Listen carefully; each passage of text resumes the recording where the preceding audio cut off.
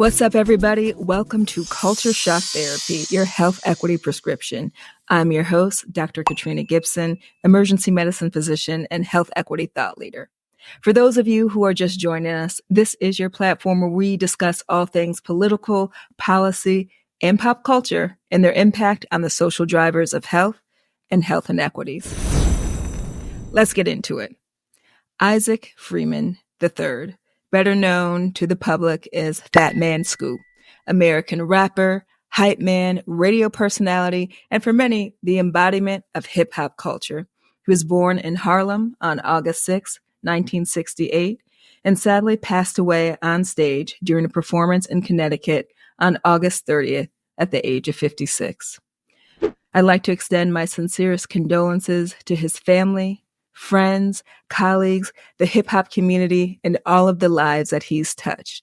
Some of his songs I'm sure many of you are familiar with. It Takes Scoop, featuring DJ Kool, Lose Control, featuring Sierra and Missy Elliott, Be Faithful, featuring the Crooklyn Clan, Drop, Timbaland and Magoo, featuring Fat Man Scoop. It's Like That with Mariah Carey, featuring Jermaine Dupri and Fat Man Scoop. The list goes on and on. The man was a legend, and he has over 20 years of pop and hip-hop culture success. Unfortunately, Fat Man Scoop is just one of many of some of hip-hop artists gone too soon.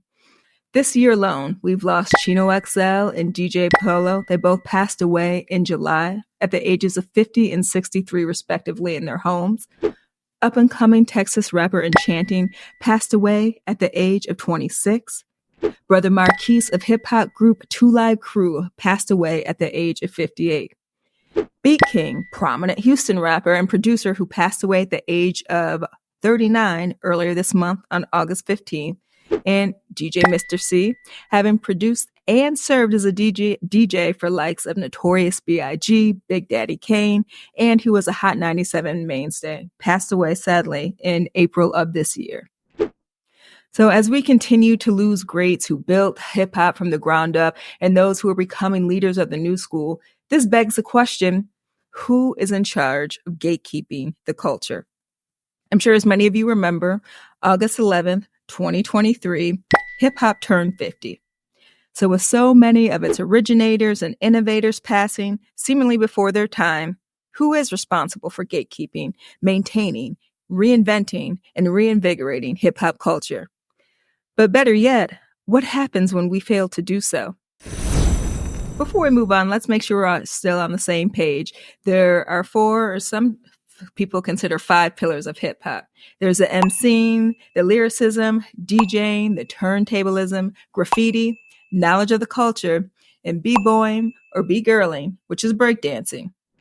So quite recently, one of the pillars of hip hop found itself on the national stage at the 2024 Olympics in Paris. In Paris 2024, 4 new non-traditional sports debuted. There was skateboarding, sport climbing, surfing, and breaking. Now, breakout star, and I use that term quite lightly, Australian breakdancer Rachel Gunn, known as Ray Gunn. And let's be honest, I don't think that this was on anybody's 2024 bingo card. She is a professor from Sydney who holds a PhD in cultural studies. She lost all of her 3 round-robin battles with a score of 54-0. And if you have access to social media of any kind, you saw her viral performance. I use performance lightly as well, everywhere you look. If you're like me, I'm sure you probably shared some of those memes for this performance as well. We got Ray Gunn. It was an Olympic performance. Bam. Bam, bam.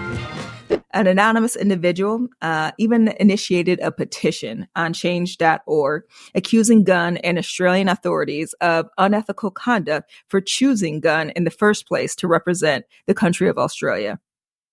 Prior to performing at the Olympics, Gunn had no position within AUS Breaking or Dance Sport Australia, which are 2 entities that oversee competitive breaking in the country in any capacity.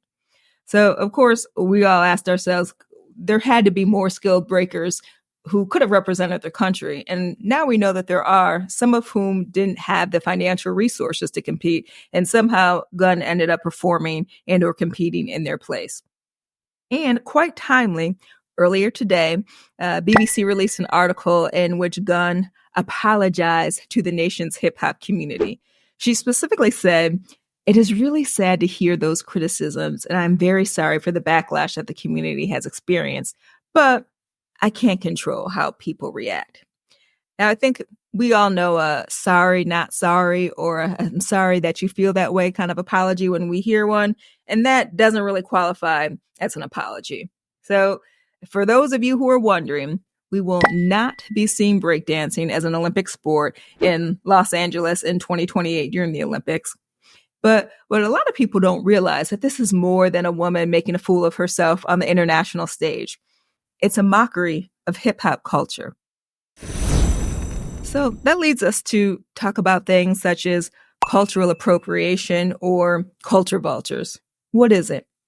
Cultural appropriation occurs when members of a dominant and or majority group adopt certain elements of a minoritized group's culture in a way that is stereotypical, exploitative, or offensive without regard to the element's origin or cultural significance.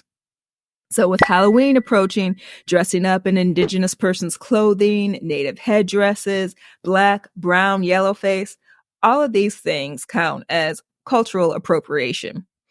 Furthermore, some of you, we all remember when certain magazines and pop culture outlets were attributing cornrows, a braided hairstyle, to Kim Kardashian and calling them Bo Derek braids.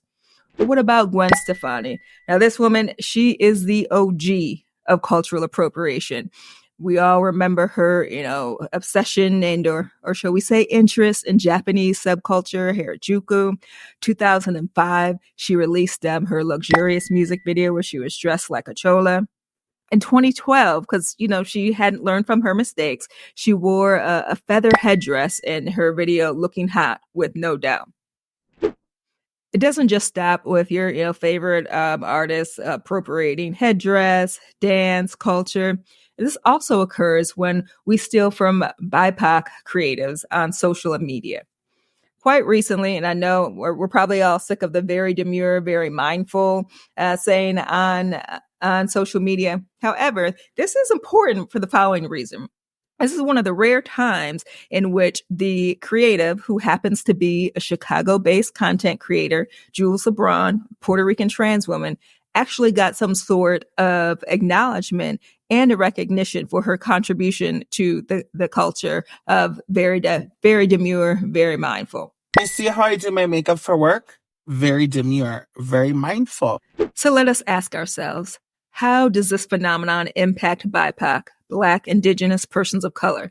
It's all about the erasure of our cultural contributions, erasure of our history, experiences, voices, and it parallels right-wing Republicans' desire to erase evidence of BIPOC pain and suffering due to white supremacy in this country by removing our history from schools, by banning certain books from schools. It's all in the same vein of erasing persons of color, our voices, and our ability to tell our own story. So what is your health equity prescription? What is it that we can do about it? Well, for one, let's take this time to learn about historic hip-hop breakdancers. Google the Rocksteady Crew. This group was created by Jimmy D and Jimmy Lee and was named after a popular hangout in Manhattan. But some of the most well-known dancers came out of this group, including Kenneth Ken Swift Gabbert, Richard Crazy Legs Colon, and Frosty Freeze. There's the Mighty Zulu Kings that were founded in 1973, New York City Breakers, who also originated in the 1970s, and the list goes on. Hop on Google and see what real breakdancing looks like. And as always, I'm going to encourage you all to register to vote. There are 61 days until November 5th. And for many of us, democracy itself is on the line.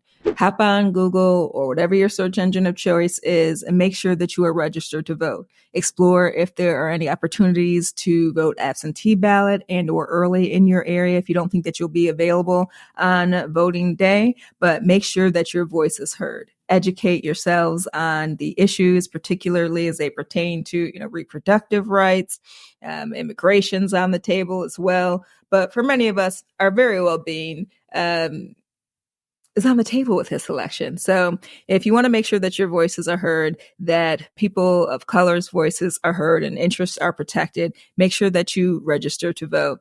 And thanks for joining us on Culture Shock Therapy, your health equity prescription. Until next time.